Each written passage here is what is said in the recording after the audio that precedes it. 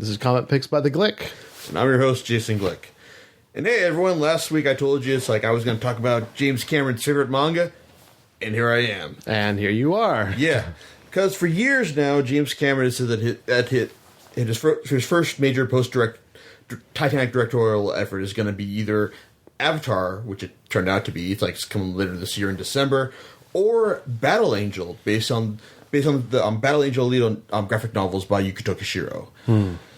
Now, I'm of the opinion that in most cases, live action anime adaptations are generally a bad idea because a lot of directors just can't really You okay there, John? Yeah, I'm fine. Okay. That's coming out. Yeah, his Guitar Hero World Tour drum set might not be so much, but anyway, Cameron, one thing was Cameron's got has a great aptitude for showing great sci-fi action with a strong female lead, and that's one thing that the Banjo Alita series has in spades. I mean, anyone else? I mean, yeah, you can say that James Wong, who's doing the Dragon Ball series. I mean, he's got X-Files experience, but really, it's I'd have more optimism towards that thing if Stephen Chow was directing the thing rather than executive producing. Yeah, I think so. Yeah, and most other live action anime series adaptations in the past have gone towards the straight to video, never to be heard from again. I mean, what I've seen, live action Cromartie High School was more for fans of the series. I mean, all that stuff you have to be more a hardcore fan of the series in order to appreciate. But I digress. All I'll say is that if Cameron ever gets around to directing this, I'm sure it'd be worth anyone's time. As it is, though, Battle Angel Alita is notable for being one of the very first manga to hit States over here, courtesy of Viz, and it came over here in the mid '90s, and it's a great deal of popularity because that's not your average it was a lot different from what your usual superhero stuff was being producing at the time. Your standard your X-Men stuff, and stuff that's coming out of Image. With Alita, though, it's the story of a cyber doctor named Ito, living in a place called the Scrapyard. This rundown grubby slum city that lives in the shadow of this floating city known as Tifferes. One day he finds the body of this cyborg in the scrapyard junkyard, and he brings her back to life. So he names her Alita after his cat. Mm-hmm. Yeah. After some experiences, he finds out that she's actually there's more to her than actually seems. She really there's a nice little girl, the kid he never had. But then he finds out that she's actually got some real combat skills to her. She probably knows this martial arts skill known as the Panzerkunst, the ultimate martial arts for fighting cyborgs. It's originally originated on Mars, of course, which the series takes place on Earth at the time. So what's she doing here? What's her story? What was she like before she wound up as this unsalvageable body in the junkyard? Hence the title of the series, correct? Battle Angel Alita. She has skills and abilities that she doesn't, and he doesn't know where they came from, and exactly she doesn't either. Exactly, yeah. It's interesting though because the series, the Japanese name is called Gundam, which is short for translates as Gun Dream, and this is one of those series where they retitled it for American release, but I don't know. It's one of those titles that actually sticks, that actually feels it's a good summation of the series. Even if it doesn't actually have do the whole direct literal Japanese translation, and it works though. But the thing is though, what makes the series work? Because it's 9 volumes long, and the thing about the series though is it's not about Alita just by beating the crap out of the bad guys every single time. She does that a whole lot, but throughout each volume of the series, it's she comes up against a different challenge each time. The first volume, the first major arc has her taking on this one psycho killer Makaku. This guy's got this ability to take over cyber bodies through his worm cyber structure. And she's basically that he against this unsurmountable foe. After he takes over the body, the arena champion of the scrapyard. And you got the first arc that has her fighting brawn for brawn against this guy. Then after that, so like mangaka Yukito Kishiro takes her on like a different like the second arc basically has her meeting up with this one kid who simulates like the first emotions of love. Like she really likes this kid, but he's got a dark side to him because he's basically trying to taking spines of like the residents of the scrapyard in order to get enough credits to get himself to tip phrase, which is a fool's errand as the series ends in tragedy. and after that though, it's like she after like that ends in tragedy, she tries to immerse herself in the sport of motorball, and that's a pretty fairly entertaining arc because like as she has to fight her way through this brutal sport, she eventually finds out that it's not just raw power that gets her to the top of things. It's also like your inner fighting spirit. As she takes on the champion Jashugan, as he's got his own fighting spirit in terms of like how he touches about chi, the inner fighting spirit. Yeah, you think it's chi and you think, oh, it's like Dragon Ball, like the fight, like that's what Goku uses power as Kamehameha. But no, it's the whole fighting spirit thing is taking on a much more subtle and like a bit more meaningful spirit in this arc, and it just keeps going there. Man, later on she learns to fight to take on her own fighting spirit. It's like what other people demand of her. It's great stuff. But for me though, the best volume of the series, and this is I don't know, it's not necessarily good for a series at the peak midway, but the middle arc, which is called Angel of Redemption, is when she takes on a former foe who she easily dispatched with the help of another bounty hunter, but then is subsequently resurrected through the introduction of another doctor, Dr. Desi Nova, whose goal in life is to conquer the bounds of karma, and he's doing this because he's absolutely batshit crazy, and it's like the thing is just about Nova. He's not necessarily an evil guy. He's just completely and thoroughly without morals. It's like he'll do whatever he feels like doing, whatever it's going to take in order to take this out, and he usually do it with a laugh while eating flan as well. But after he brings back Lita's former foe to life, she's faced with an unimaginable tragedy after one of her dearest friends and mentors is taken from her, and it's in a great moment. It's like as when Nova says, "Yeah, he's in this box," and it's this shoebox, and you look and think, "Well, oh crap, that can't be any good." But you see, the thing is though, like a lot of time, like Kishiro has a great fondness for last minute saves. Like at one point, like she'll just as Lee's about to be decimated by the bad guy, someone will step in and save her.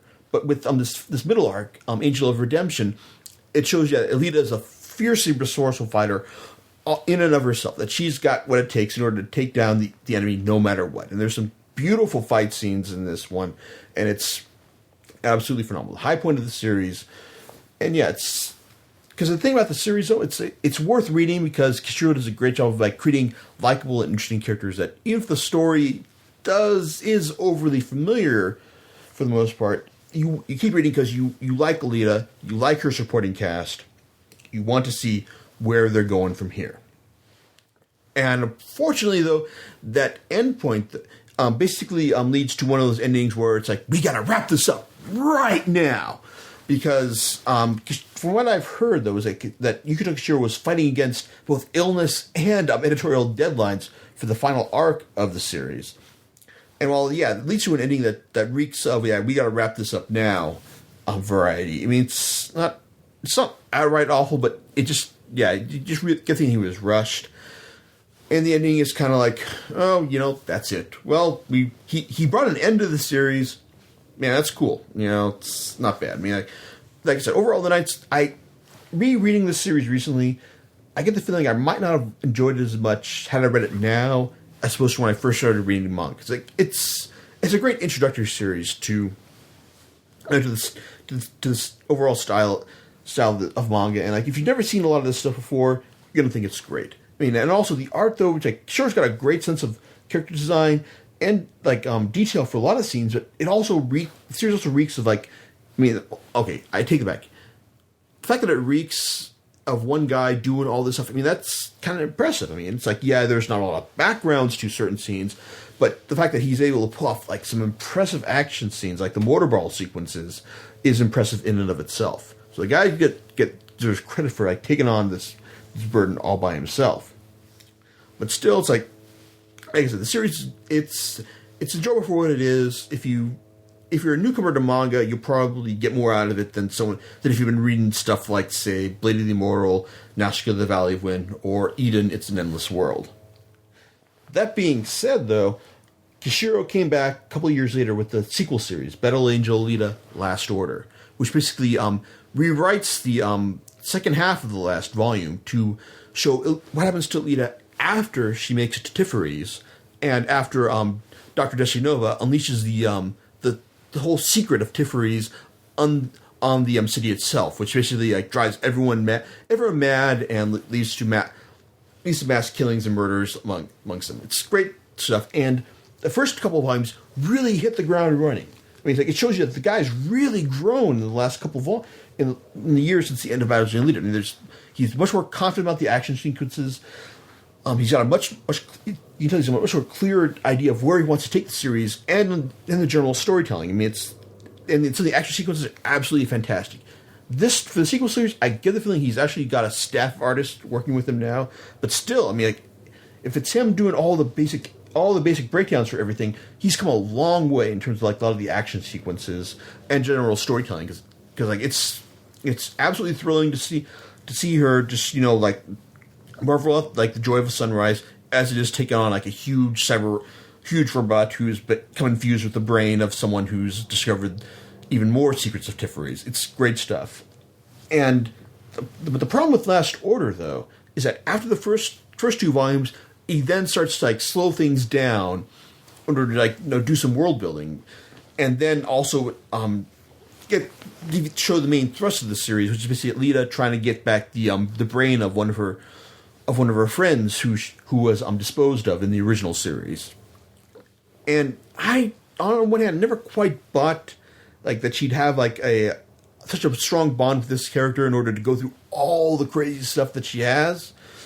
But you see, until recently, it's like I've been just basically reading the series as it come out, like, and sometimes there have been years or like 6 months or even up to over a year break between these volumes, and some of this stuff like it's a huge fighting arc. Like Alita is engaging in this huge battle, like martial arts tournament in the upper half of Tiferet in order to help. What is it? Stage an distraction in order to get her friend's brain back, actually. And as this goes on, like you kind of realize that we've kind of like gone really awry from the point of this series. It's what's like I remember like this is like about Alita like going on her journey of self-discovery, and now we're just on a huge fighting tournament. And like, it just gets like, and then we're like learning about how vampires like had a role in like showing how the world like finally came back from its like long hibernation after a meteor hit it. Like, and it's showing the origins of the world is great, but like a lot of the stuff you kind of realize that where's he going with this? What's he doing? And like for a while I was kind of like like I'm reading this series because it's like I reached the point where I'm wondering, why am I still reading this? Like, I mean, like, I like the series, but where's it going from here? I mean, like, it's kind of interesting of itself. What's the point? I mean, we've lost the thread. Then comes Volume 10, which basically surprisingly does a great job of tying everything that's come before back like into the overall main plot, focusing the series back on the main characters, and then basically pulling the whole. Like this is the main crisis that Alita faces before she has to come back and then just like beat the crap out of everyone in order to win. Like 10, actually forced me to go back and reread the entire series of Last Order, and maybe look at it and go, hey, you know what? actually does hang together a bit better when you read it all at once, as opposed to waiting between six months to a year between volumes. So it's good. It's great that Kishiro's got like a good, clear sense of where he's going from here. And my greatest hope for the end of Last Order is that he wraps the story up within 2 volumes, because the way it is right now, he's already basically set up the whole Alita is at her moment of crisis. It thinks this is her, she's got to face imminent death, and then come back from that edge, in order to do the final throwdown, the final battle. And if he drags it out more than 2 volumes, maybe 3, I can't say for sure, but if he does it more than that, then he's going, then all hope will truly be lost.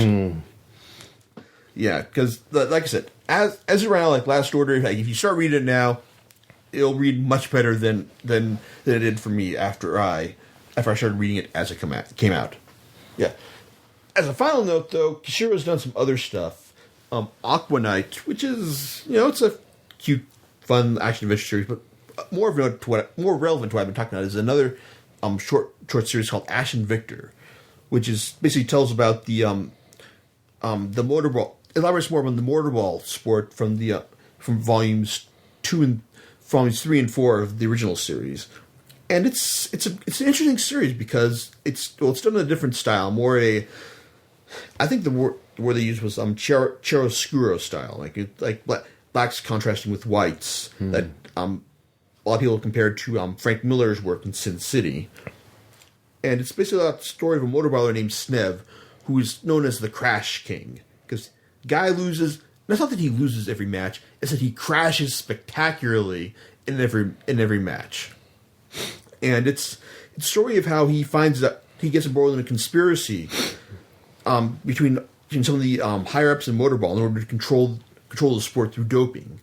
And it's a nice little side story, but it's also got a great resolution to the whole strings. You figure that after Snev triumphs over everything, understands what's going on, what's the meaning behind his suffering, that he's gonna win. And yes, he does win that final match at the end, but it doesn't turn out exactly the way you'd expect, and it's foreshadowed beautifully throughout the course of the series, which makes the ending that much more tragic.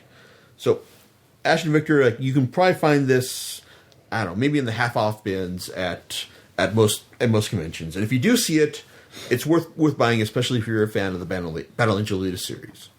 So, overall, the series, I'd highly recommend the series to anyone. It's like I say, mostly newcomers, but it's like I said, the series has enough history that it's worth checking out for anyone who's interested in manga at all, just to see what it's like, and if it's for you. But just keep in mind that it does get better as it goes along, and hopefully one of these days now Cameron is apparently finally getting Avatar out later this year. He'll finally get around to making his Battle Angel Alita movie and get the respect it deserves. That being said, the Battle Angel Alita OVAs are highly recommended as well. Yeah, have you seen them, John? No, I have not, actually. You've not? Battle Angel Alita. No, I have not. Okay, I'm going to fix that next time I see you then. Yeah, I think so. Yeah, because... as soon as you let me borrow them, I'll watch them. Yeah, because actually, to be honest, those were the ones that actually got me started on the series. Oh, really? Yeah, because they end... after those 2, I was kind of like, what? No, that can't be it. There has to be more. I have to see more of this. Yeah, and it's after that, that's... the rest is this podcast. That's right. Okay, so on that note, we're going to call a night, and I'll see you again in 2 weeks. All right. See you next time.